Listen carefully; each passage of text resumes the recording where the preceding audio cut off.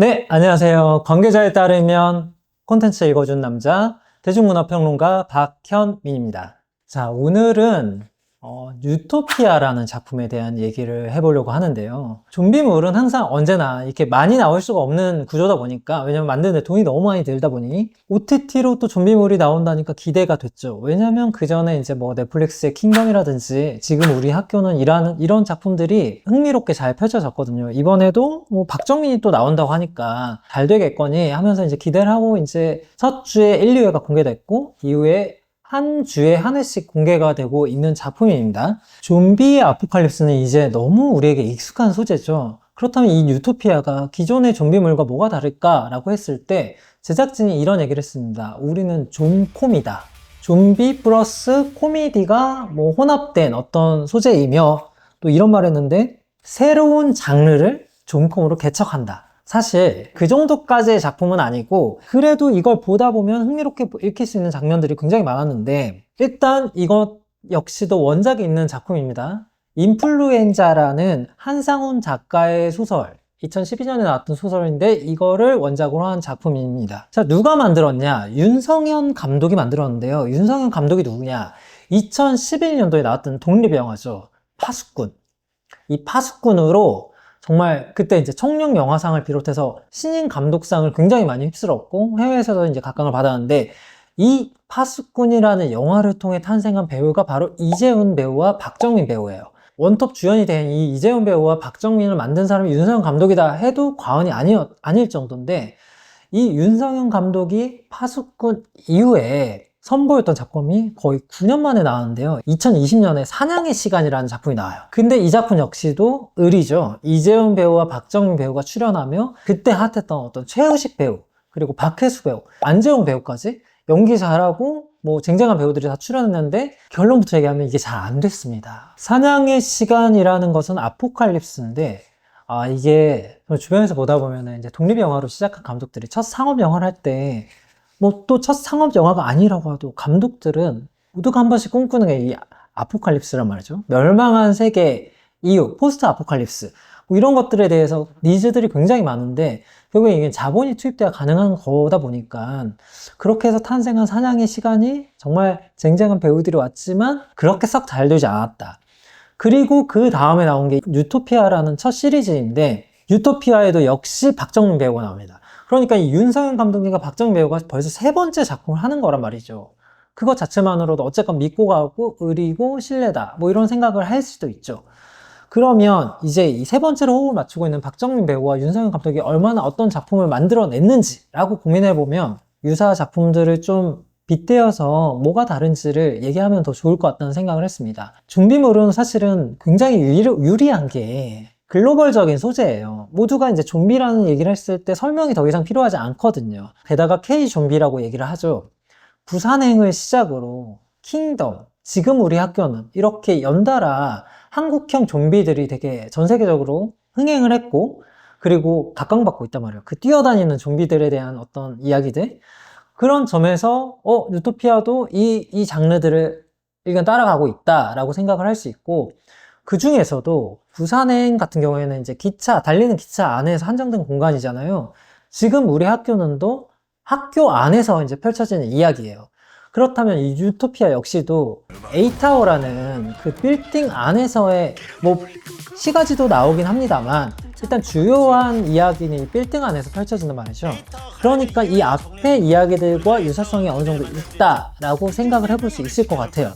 근데 기존의 이제 좀비물 같은 경우에는 좀비의 무서움을 먼저 보여주고 그 다음에 좀비보다 무서운 인간을 보여준다. 그런데 이 유토피아가 사실은 이제 코미디를 가미한 거다 보니까 뭐 그렇게 막 인간 본연의 악마성까지 보여주고 뭐 이런 거보다는 좀 더 이걸 좀 웃기게 소화했던 그런 면이 좀 다른 것 같아요. 그런데 그 코믹 요소 중에 또 하나의 특징을 꼽자면 군인들의 약간 우스꽝스러운 모습들이 많이 등장하거든요. 그러니까 예를 들면은 막 사회에서 굉장히 똑똑했던 친구가 군대에 들어와서 이병이 돼서 바보가 되고 바보 천치가 되는 그냥 이병 라 이호 왜 있잖아요.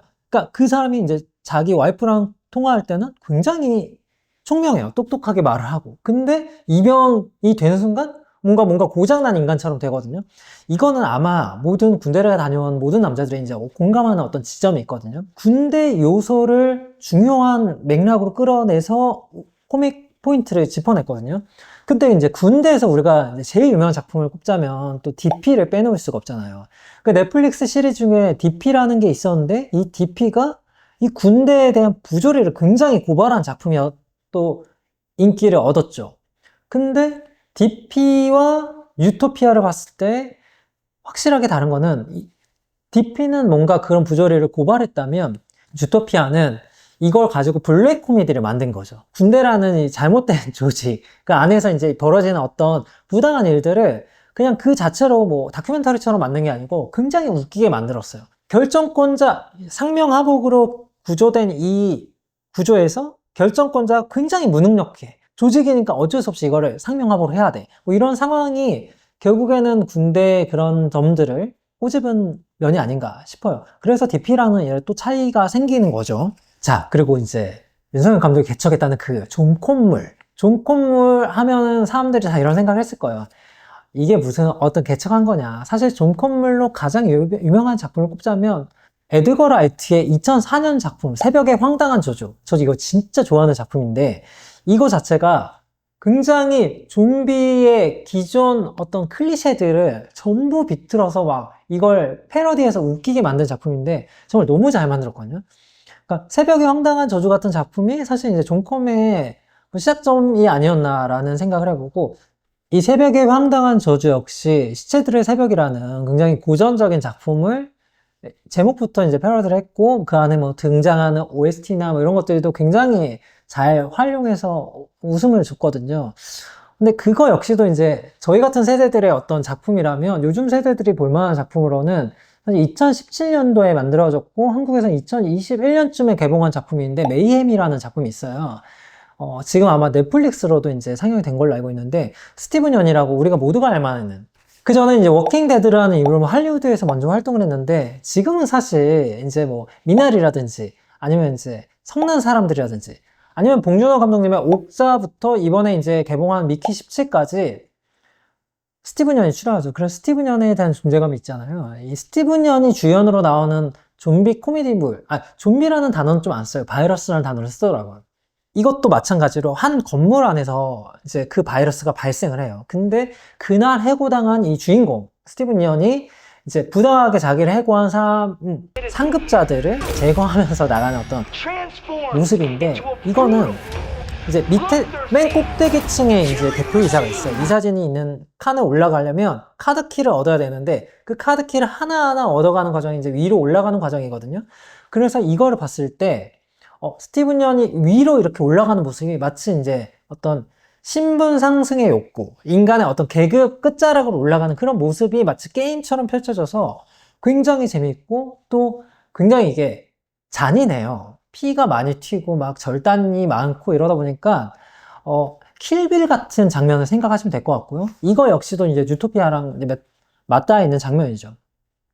근데 이제 메이햄과 유토피아를 봤다라고 했을 때 유토피아만의 차이점을 확실하게 알 수 있어요. 메이햄이 아래서부터 위로 올라가는 그런 신분 상승의 욕구와 계급 상승의 욕구가 인간의 욕망이 반영됐다면 유토피아는 옥상 꼭대기에서 시작하잖아요. 이 대공부대라는 명칭으로 빌딩 맨 옥상에서 주둔하고 있는 부대가 그 주인공이 이제 머물고 있는 곳이거든요. 그러다 보니까 이게 되게 아이러니하게 위에서부터 아래로 내려와야 되는 어떤 상황이 된 거예요. 그러니까 거꾸로 된 거죠. 사실 우리가 생각하던 이제 이 수직 상승, 그 피라미드 이런 구조를 했을 때 맨 꼭대기층은 무조건 이제 포식자거든요. 권력자고. 근데 여기서는 맨 위에 있는데 아래서부터 이 밀려드는 좀비에 굉장히 속수무책으로 당할 수밖에 없던 상황이 와요. 정말로 놀랍게도 이 안에서 이제 계엄령이란 게 나옵니다. 좀비 사태가 발생하니까 이제 계엄령을 발동해요. 그래서 군인들이 이제 인간을 통제하는 어떤 상황이 오는데 하지만 통제가 되겠어요? 전혀 안 돼요. 그리고 여기 거의 당나라 분처럼 오합지졸인 군인들이다 보니까 오히려 아무것도 못해요. 이게 이제 공개됐을 때 대한민국에 이제 유사한 상황이 있었잖아요. 계엄령이 발동됐고 그게 이제 시민들이 막아서 어떤 모양새가 됐는데 사람들이 이게 맨 처음에 유토피아가 나왔을 때 이거 혹시 이거를 기획하고 의도한 방향 아닌가라는 얘기가 나왔는데 사실 이제 말했다시피 인플루엔자라는 소설은 2012년에 나온 거고, 이 영화 자체도 제작은 그 전에 됐고, 심지어 그게 터지기 전에 편성이 이미 된 거란 말이죠. 그러니까 그건 아닌데, 본의 아니게 사회를 반영하는 작품이 되다 보니까 좀 더 초반에 사람들의 관심을 받게 됐다. 그래서 계엄령이 발동됐지만 군인들이 민간인을 통제 못하고 좀비들을 통제 못하는 엄청 무능력한 존재로 나오게 되죠. 그러다 보니까 주목을 많이 받았습니다. 자, 그래서 다시 이제 초반의 질문으로 돌아가면 유토피아는 과연 그래서 성공한 작품일까? 잘 만든 좀비물일까? 이런 생각을 해볼 수 있죠. 이제까지 이제 비교했던 작품들을 생각하면서 해보면 약점이 있죠. 한국형 군대가 굉장히 중요한 소재로 들어가다 보니까 이거에 대한 이해도가 글로벌 시청자들이 과연 얼마만큼 이 블랙 코미디 요소를 이해할 수 있을까라는 생각을 해요. 왜냐하면 DP 같은 경우에도 국내에서 진짜로 많이 화제가 됐지만 공감을 불러모으고 호응을 일으켰지만 글로벌화해서 막 그렇게까지 입지를 다지지 못했거든요. 왜냐하면 이거에 대한 이해도를 갖고 있지 않기 때문에 의무병으로 군대를 가야 되는 어떤 한국인 그 안에서 벌어지고 있는 부조리한 일들을 모르니까 마찬가지로 이 유토피아도 K 군대를 안으로 소재로 끌어들인 이상 글로벌에서 봤을 때 왜 라이노가 저렇게 무능력하고 이상하게 나오고 그리고 왜 일병도 그 박정민도 그렇고 왜 병장들은 왜 운동만 하고 있고 왜 그 상관이라는 중대장은 아무것도 모르면서 벌벌 떨기만 하고 뭐 이런 걸 이해하지 못할 수 있거든요. 그래서 그런 부분이 좀 약점으로 잡힐 수 있고 국내적으로 한정을 했을 때는 역시 플랫폼이 문제죠. 넷플릭스처럼 한 번에 모든 게 공개됐다면 이게 흡입력 있게 속도감 있게 따라갈 수 있을 거예요. 중증 외상센터처럼. 근데 처음에 2편 공개하고 어떻게 하고 있어요? 일주일에 1개씩 공개하고 있거든요.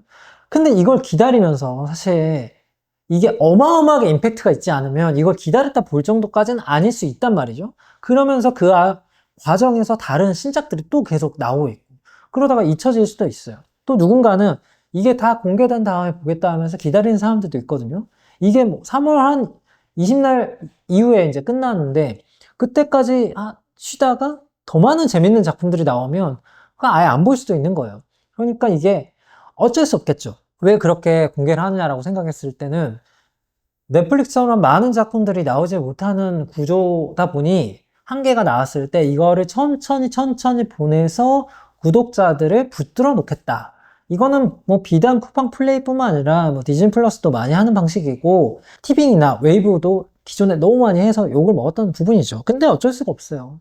신작이 많이 없는데 한 편씩이라도 공개해서 구독자들이 빠져나가지 않게 해야지. 아니면은 하루에 들어와서 다 보고 더 이상 신작이 없어 빠져나가 버리거든요. 그래서 이런 걸 하는 건 알겠으나 작품 면에 있어서는 이거에 대한 몰입도를 확 떨어뜨릴 수 있다. OTT의 강점을 살리지 못했다라고 분석을 할 수 있습니다. 그리고 끝으로 하나는 이제 지수의 연기력 논란에 대한 얘기를 할 수 있는데 국내에선 이제 지수의 연기력이 이제 미흡하다 아니면 뭐 이 정도면 잘했다 정도의 이제 설왕설래가 오고 가고 있는데 사실 이건 역시 이제 국내 한정적인 어떤 약점이라고 생각을 했고 해외로 나가면 사실은 이제 이게 모국어가 아닌 이상 그들이 자막으로나 어떤 더빙으로 본단 말이죠. 그럼 그랬을 때 그가 이제 한국어로 하는 연기가 얼마나 자연스러운지, 뭐 발성이 얼마나 좋은지 이런 걸 사실은 명확하게 알 수는 없는 부분이라서 이거는 이제 글로벌 지금 이제 아마존 프라임으로 이제 방영되고 있는 걸로 알고 있는데 거기에서 봤을 때는 약점이라고 볼 수 없다. 오히려 지수가 누구예요? 이제 블랙핑크의 멤버잖아요. 블랙핑크가 워낙 이제 글로벌한 그룹이기 때문에 지수의 그 영향력과 그 인지도가 압도적이란 말이죠. 그냥 국내 어떤 웬만한 배우들에 비해서. 그러다 보니까 이거 역시 약점보다는 오히려 지수의 존재는 완전한 강점이다 라고 얘기를 할 수 있고 그 강점인 면에서는 저는 요즘에 이제 주변에서 이제 작품 만드신 분들이 투자를 받을 때 주연 배우들 많이 보거든요. 주연 배우가 누구면 투자가 되고 누구면 투자가 안 되고 이런 경우 때문에 작품이 엎어지는 경우가 굉장히 많은데 지수가 왔다? 블랙핑크 멤버다? 이건 아마 이 유토피아라는 적지 않은 돈이 들어가서 이 작품에 투자를 유치했을 때 굉장히 큰 역할을 했다. 지분이 상당하다.